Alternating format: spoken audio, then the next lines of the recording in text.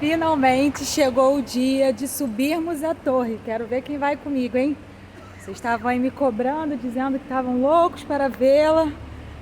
O tempo não está muito bom não, né? Mas vamos tentar fazer boas imagens.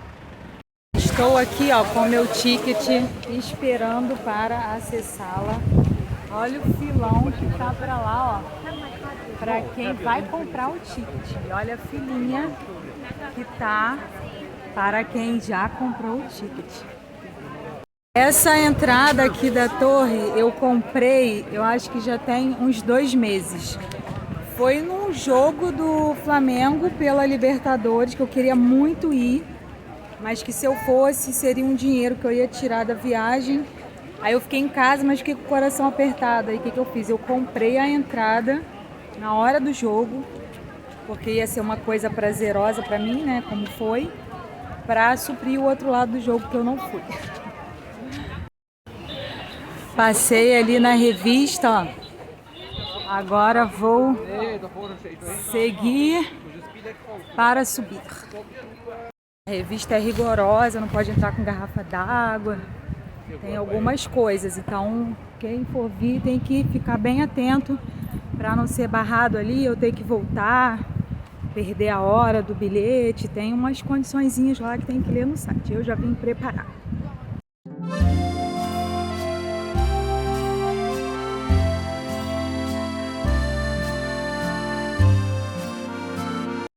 Eu cheguei mais cedo do que era o meu horário de entrada. Meu horário é às 2h e são 1h30 e eu vou ter que esperar. Então nesse tempo vou contar para vocês a história da torre. Ó, como vocês podem ver, ela é toda de ferro. Ó, ela foi construída pelo Gustave Eiffel, não Eiffel. Ele era conhecido como o rei do ferro. Então, 2 arquitetos bem jovens fizeram um desenho assim, nesse formato da torre, que eles queriam construir algo que fosse o monumento mais alto do mundo. O Gustavo gostou da ideia, mas não da forma como eles criaram.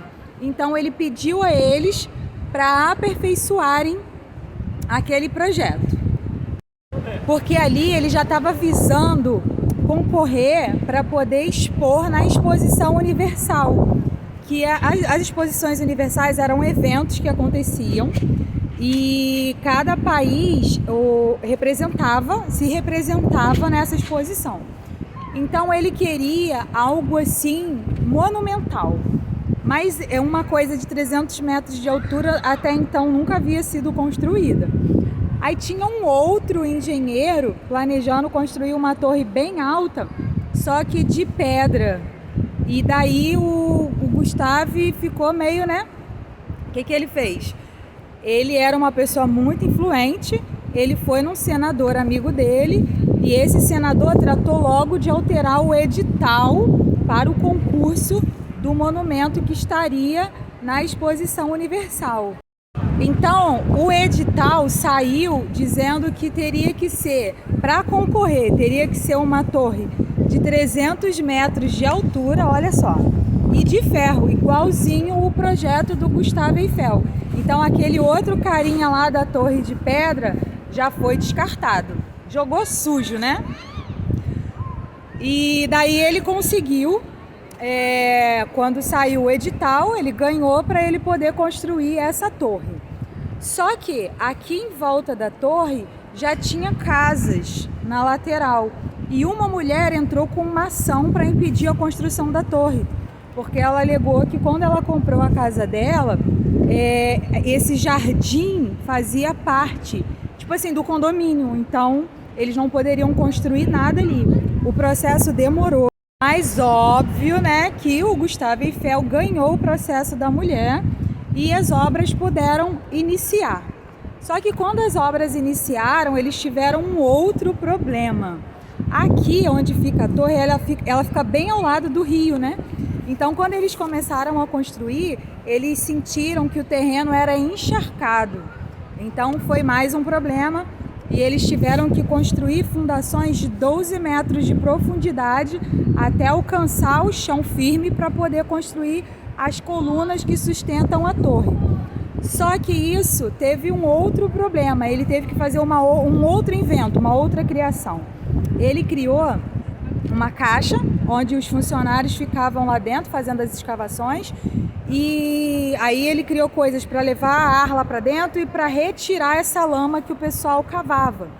E depois que alcançou o chão firme, essa mesma máquina levava o concreto e os funcionários iam subindo até que o buraco fosse cheio para montar as colunas que sustentam a torre. Vou mostrar para vocês como elas são largas. São enormes, pessoalmente. Olha o tamanho das pessoas perto delas. Elas são bem grandes. Eu não sei a medida delas, só sei a profundidade, que são aí esses 12 metros de altura. Mas elas são enormes. Então, construídas as colunas que sustentam a torre, ele começou a ter uma outra preocupação, porque como vocês podem observar, a coluna, a torre, ela não sobe reta, né? Ela sobe assim, inclinada. Então ele tinha o desafio de que as 4 chegassem, ó, na mesma altura e no mesmo nível para formar aqui o primeiro andar. Então o que ele fez? Ele colocou tipo um guindaste assim, que tinha uma coisa assim na ponta, que caso a coluna ficasse menor que as outras, aquilo ali ia impulsionar para poder nivelar as 4 juntas. Só que não teve nenhum problema, não foi preciso fazer isso. Aí depois das colunas prontas, tá construindo a torre, os funcionários resolveram fazer greve por melhores condições de trabalho, porque a torre tem 300 metros de altura, na época ela era o monumento mais alto do mundo, e eles trabalhavam sem equipamento de segurança, horas e horas. Eles não poderiam descer lá de cima para almoçar aqui embaixo, para não perder tempo, eles tinham que comer lá em cima. Então eram condições de trabalho bem precárias, e isso meio que desesperou o Gustavo, porque ele tinha um prazo para entregar a torre pronta, senão ela não estaria na exposição universal. E aí o que ele combinou com os funcionários? Ele diminuiu a carga horária de trabalho e disse que quando a torre ficasse pronta, o pessoal ia ter um percentual ali no final das contas. Então a galera voltou ao trabalho. Terminada essa questão aí com os funcionários da obra, né, da construção da torre, ele passou a ter um outro problema, porque, como eu disse, né, ela é inclinada, ela começa assim inclinada, e ela tem elevadores aqui dentro. Naquela época já existiam os elevadores, mas não nesse formato. Então ele chamou quem? Chamou o Otis. Você deve conhecer esse nome, porque todo elevador que você entra, ou pelo menos a grande maioria, está escrito lá Otis, que é a marca dos elevadores, principalmente no Brasil, eu vejo muito, né? Esse carinha é o carinha que inventou o elevador. Então ele chamou o Otis e pediu o Otis para criar um elevador nesse formato assim, ó, que subisse inclinado. Vou mostrar ali para vocês como é que é. Olha lá, ó, um subindo lá, tá vendo? Não sobe reto, ele sobe inclinado. Então na época isso também foi um problema para ele, mas o Otis resolveu. Como toda boa obra, a Torre Eiffel também teve os seus problemas financeiros. A gente, quando vai fazer uma obra, né, a gente separa aquele dinheiro ali, mas no final é sempre mais. Ao longo da obra é sempre mais, sempre gasta mais. E com a obra dele não foi diferente.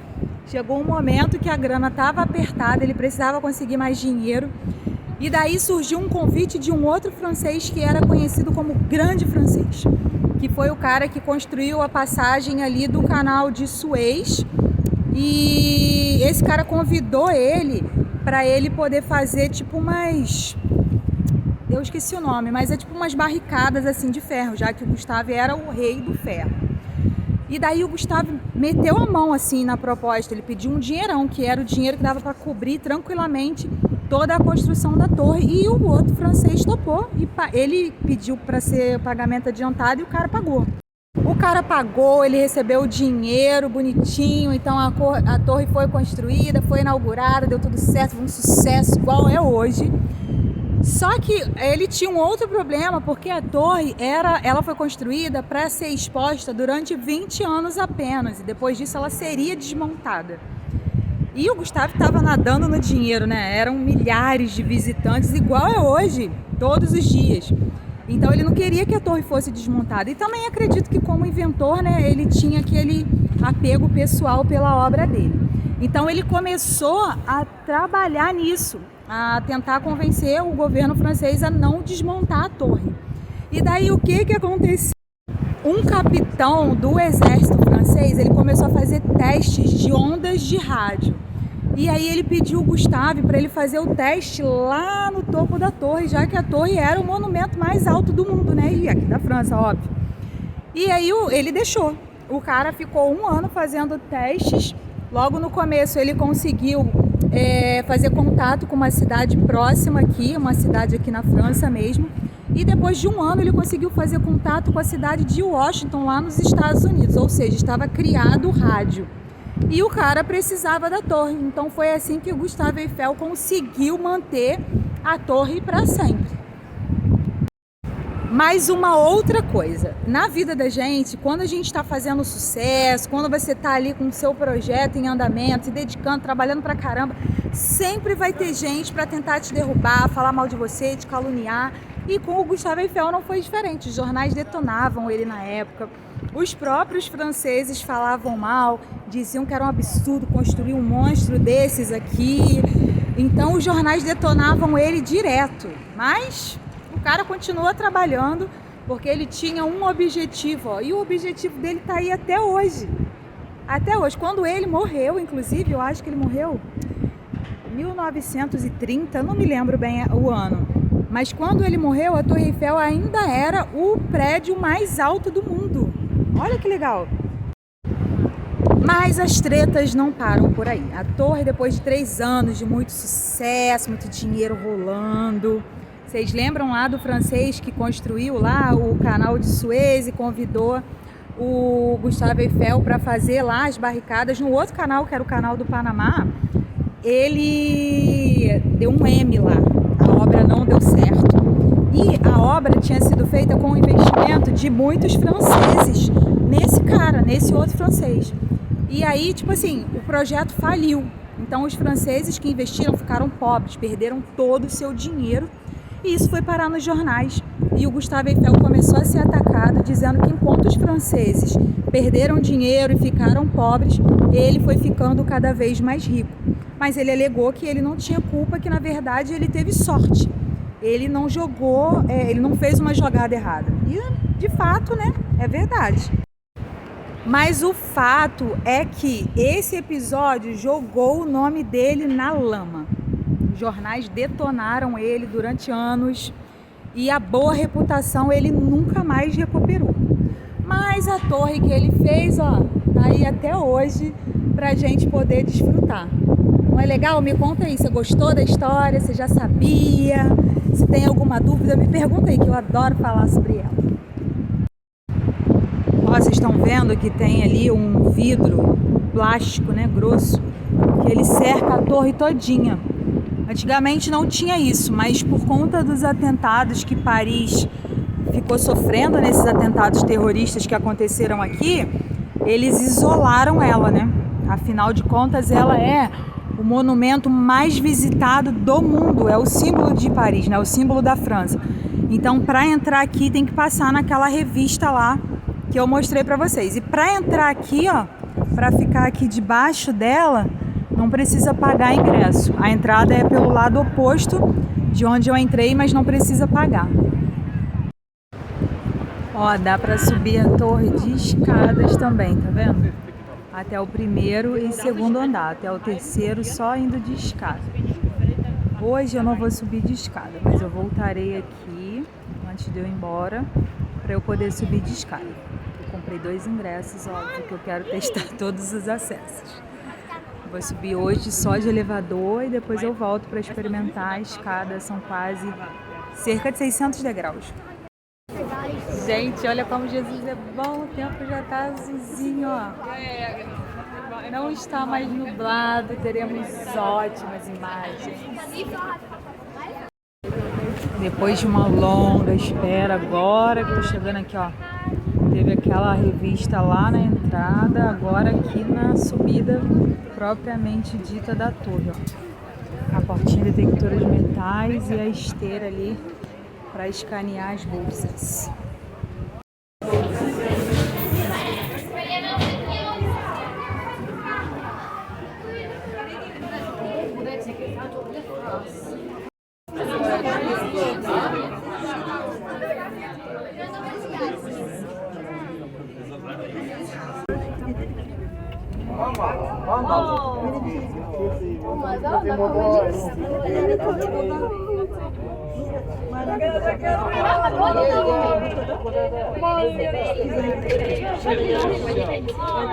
Veramente veloce. E poi un link che lo scegli.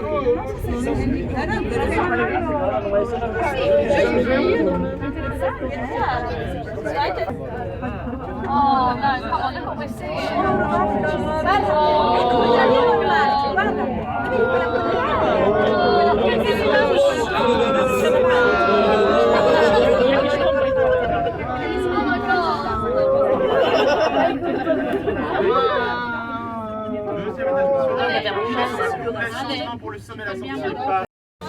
Saí do elevador, já tô aqui, ó, no segundo andar. Aqui na fila, ó, pra subir para o terceiro. Aqui já dá um medinho, gente. Olha que eu não tenho medo de altura. Mas enquanto o elevador subia, deu um medinho. Aí eu já tô pensando como será lá no topo.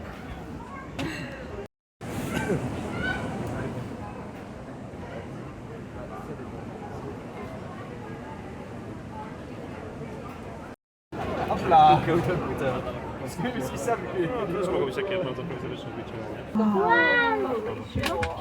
Je vais aller là-bas, c'est une piscine. Ah oui, regarde, même par là.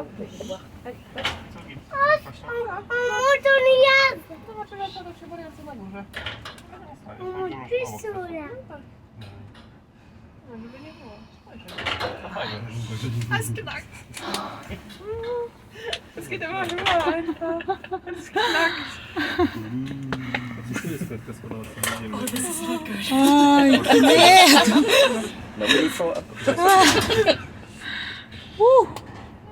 Oh mein Gott, es geht einfach immer höher.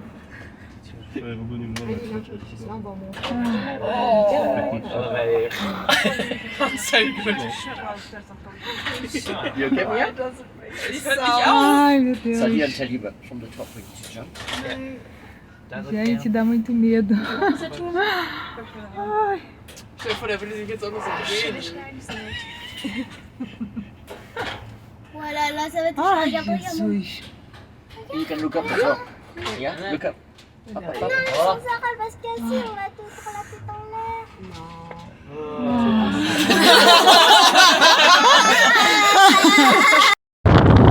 Depois de uma hora na fila e subindo os andares, eu cheguei aqui no topo.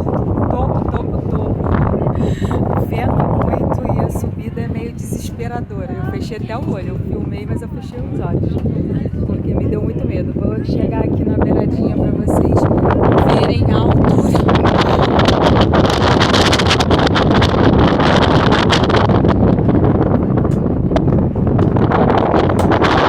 Gente, muito alto. Eu não tinha noção que eu ia ficar com medo, mas eu fui.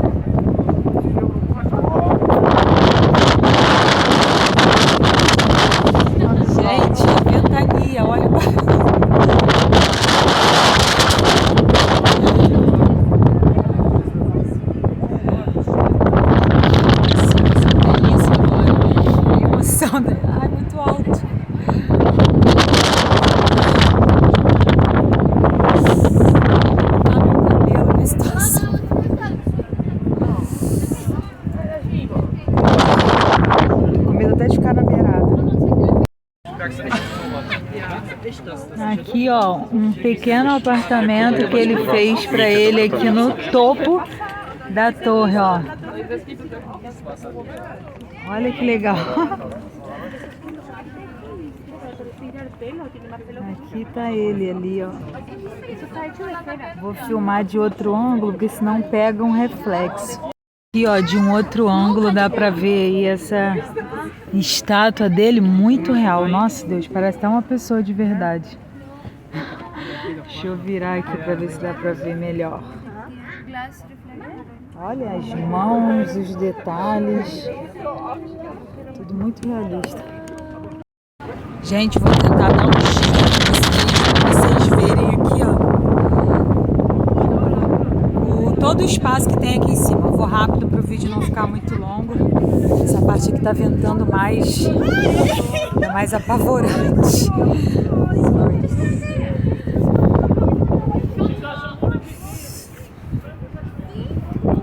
Vento gelada. Desesperador. Aqui, ó, tá cheio.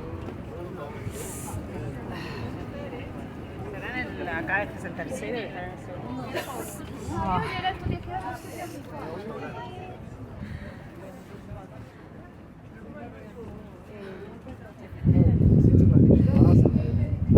Aqui é a escada para onde a gente subiu.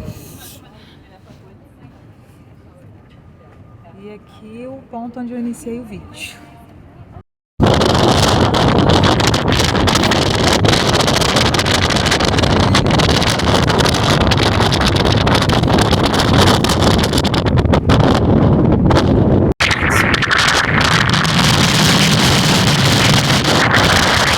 Aqui, ó, tem uma placa falando, eu não entendo francês, né, mas pelo que eu entendi tá falando sobre a primeira transmissão de rádio, aquela que eu falei pra vocês.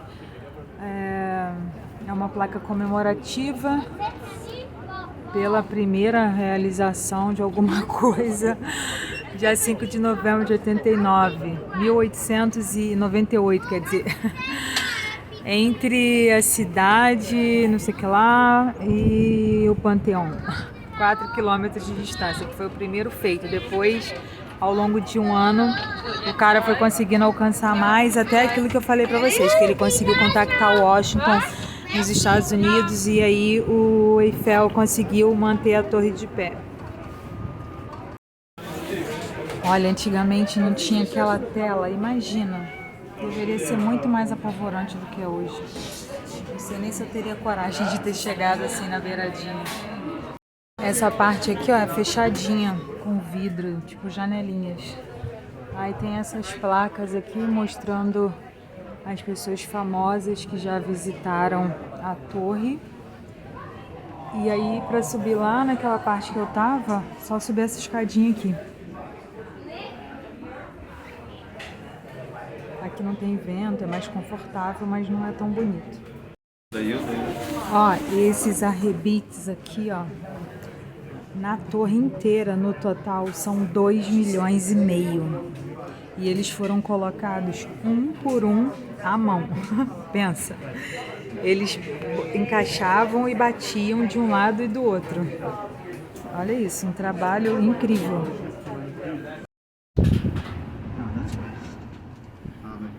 Gente, até pra descer dá medo.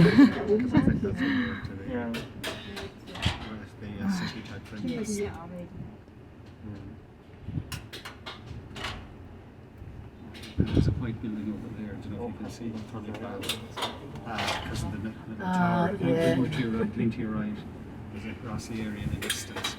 You see a flat building on top of it? I can. Yeah. And now, if you watch white. that, Yes. the land behind it will Yes. disappear as in that area on the horizon. Yes, When they get down that Yeah. way, see? yes. This is, and then you can And see that the land white behind one, it. and then that's the, what they Yeah. call the London, As I call it, the city yeah, of London. the City of the London Paris. view, yeah, There must be words for this. yeah, Now you can see the white building roof is going to disappear. yes, Now, see? yeah. And now, but it's actually if I turn out to be like no, I saw that as well at the same time. Did you? But you see what I mean? That Yes. now there's a tower on top of it that's silhouetted. two towers, in fact, where you can see them from the road across there. Something Saí do terceiro andar e vim para o segundo, ó. Mais cheio, porque os ingressos para ir até o topo da torre são mais caros, né? Mas embora isso esgotam mais rápido também, eu acho que porque são poucos, lá em cima é um espaço pequeno, né? Não é tão grande quanto aqui. Lembra do filme da Selena Gomez, ó? Elas estavam aqui olhando por aqui e aquela irmã filha do padrasto dela olhou ali, viu aquele cara e logo depois o cara tava aqui ao lado dela. Quando ela baixou, ficou procurando por ele. Tô procurando as cenas delas.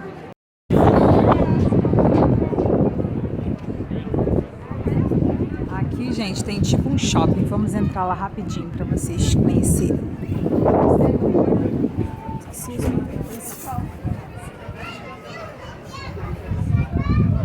Aqui, ó.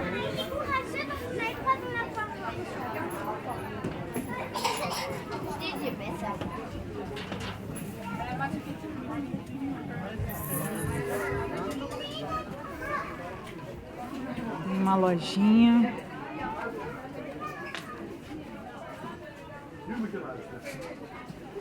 Tem essa parte aí também em reforma, acho que é outro elevador. Banheiro aqui. Outra lojinha. Deve ser bem cara, mas vamos dar uma conferida. Olha um ralador em formato de torre. Tem do grande e tem do pequenininho. Gente, a lojinha até que tem uns precinhos legais, eu gostei. Principalmente nessa parte aqui, ó, que tem as latinhas de tinta. Comprei uma. Aqui, gente, é o primeiro andar da torre. Aquela parte ali tá fechada. A vista aqui, ó. Lá o Trocadeiro, vou tentar ir lá daqui a pouquinho. Ali o Rio Sena. Ah, aqui tem, ó, uma exposição de uns cartazes de filmes que foram gravados aqui em Paris, que mostraram a torre, que foram filmados na torre. E aí me trouxe uma lembrança boa, porque eu passei minha vida inteira, né, colecionando uma pasta de filmes quando ainda não tinha o streaming. Como eu baixava os filmes e botava nessa pasta. Ficava me maravilhando com as cenas. O Cabré eu assisti. Esse aqui acho que não é da Emily não. Mas acho que eu vi aquele ali também. Nossa, vi muitos, principalmente os de ação. Saí ali, ó, daquela partezinha que eu estava. E agora vamos aqui para o meio dela. Olha, tem esse piso aqui de vidro. Esses que dá medo, não sei se vou andar ali. Eu vou, eu sempre gosto de testar, mas vou com medo. Ó, as crianças não estão com medo não, mas eu tô. Ai, tá ventando pra caramba. Olha que nervoso, as pessoas lá embaixo. Ai, tô com medo. As pessoas passam, ó, sem medo, mas eu fiquei com medinho. Eu vi que aquela Sampa Sky lá em São Paulo, aquela plataforma de vidro assim, que eu sou louca pra conhecer. Outro dia eu vi que ela trincou, foi interditada e fiquei com medo, né? Não sei se eu piso lá, mas não. Vou abortar esse desejo.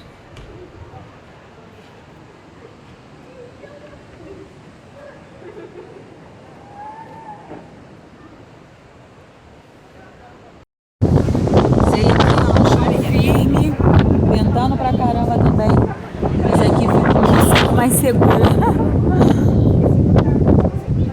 Aqui também tem uma lojinha. Vou entrar lá pra ver o que tem de interessante, que a gente trabalha pra isso, né? Pra gastar na lojinha dos museus, dos monumentos que a gente gosta. Bonita a loja, ó. Aqui a entrada.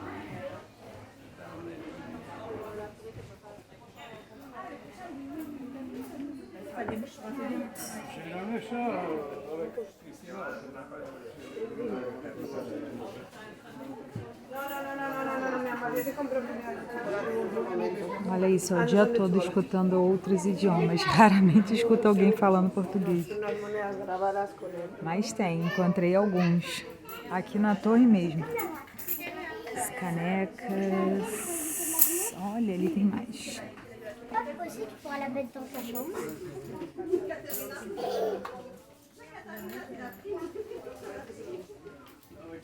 Oh, no estilo da arte do Mondrian, que linda. Linda essa necessaire, ó, dá logo vontade de comprar, mas aí eu lembro que o euro massacra o real e eu por enquanto ganho em real, não dá pra fazer essas graças. Essa blusa aqui, ó, que interessante, ano de inauguração da torre, ó, na construção. Se fosse uma baby look eu até arriscaria, que o preço tá justo. Curti muito esse primeiro andar aqui, vazio, tem umas coisas interessantes. Eu acho que as pessoas não vêm muito aqui, não dão muita importância porque não é tão alto. Mas ó, tem esse painelzinho aqui mostrando as fases de construção da torre. Legal. E tem uma vista muito bonita também. Só que é uma vista que não dá medo. Olha que legal esse lounge aqui, gostosinho.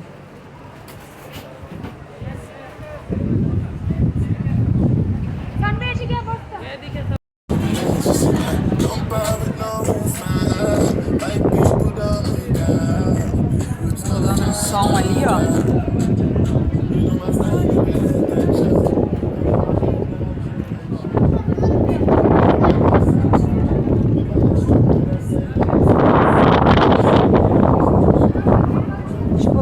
Quanto é uma pizza e um suco, uma água. Deve ser bem caro, mas vou me dar esse presente. Aqui, ó, um pedacinho da pintura como a torre era quando ela foi inaugurada. Ó, olha aqui o vermelho de quando a torre foi inaugurada. Ela era vermelha, vermelha, vermelha, assim, ó. Depois passou para essa cor, para essa,